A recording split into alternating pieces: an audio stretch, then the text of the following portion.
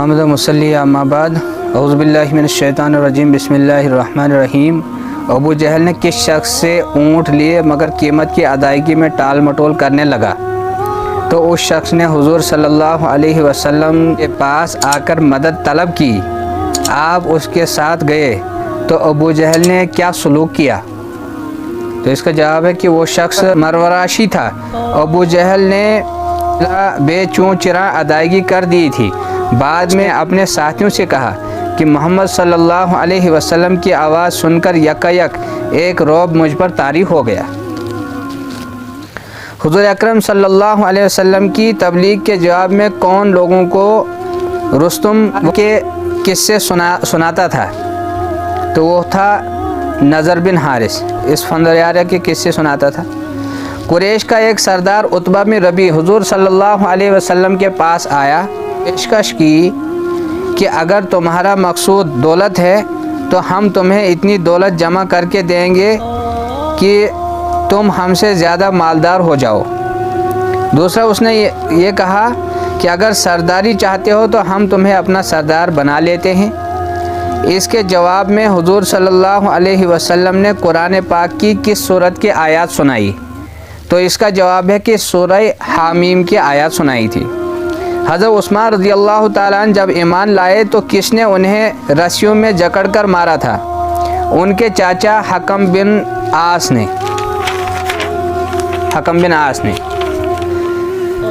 رئیس المنافقین تو عبداللہ ابن ابی کو کہتے ہیں۔ کس منافق کے مرنے پر رسول اللہ صلی اللہ علیہ وسلم نے کہا تھا آج منافقین کے سرخیلوں میں سے ایک سرخیل مر گیا؟ تو اس کا جواب ہے کہ رافع بن حریمہ نے۔ اس کافر کا نام بتائے جو کہتا تھا کہ اے محمد صلی اللہ علیہ وسلم میں آپ کو جھوٹا نہیں کہتا مگر جو باتیں آپ کہتے ہیں انہیں ماننے کے لیے تیار نہیں ہوں۔ تو وہ تھا ابو جہل۔ حضور صلی اللہ علیہ وسلم نے مکہ کے کن دو کافروں کے لیے دعا کی تھی کہ یا اللہ ان میں سے کسی ایک کو اسلام قبول کرنے کی توفیق عطا فرما، اور یہ دعا اس کے حق میں قبول ہوئی تھی۔ یہ دعا کس کے حق میں قبول ہوئی تھی؟ تو اس کا جواب ہے کہ عمر بن خطاب رضی اللہ تعالیٰ عنہ اور عمر بن حشام یعنی ابو جہل کے لیے، اور یہ دعا حضرت عمر بن خطاب رضی اللہ تعالیٰ عنہ کے حق میں قبول ہوئی۔ طائف سے واپسی پر حضور صلی اللہ علیہ وسلم نے مکہ کے کس آدمی کے ہاں پناہ حاصل کرنے کے لیے پیغام بھیجا تھا؟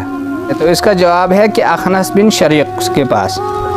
اس کے پناہ دینے سے معذوری پر حضور صلی اللہ علیہ وسلم نے دوسری دفعہ کس آدمی کے پاس پیغام بھیجا تھا؟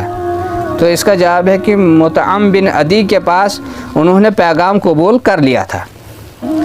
حضور صلی اللہ علیہ وسلم سے ملنے والے مدینے کے اس پہلے آدمی کا نام بتائیے جس نے اسلام قبول کر لیا تھا۔ اس کا نام تھا حضرت ایاس بن معاذ رضی اللہ تعالیٰ عنہ۔ مدینے کے اس پہلے وفد میں کتنے افراد شامل تھے جو حج کی غرض سے مکہ آئے اور آپ سے ملاقات کی؟ تو وہ 6 افراد تھے۔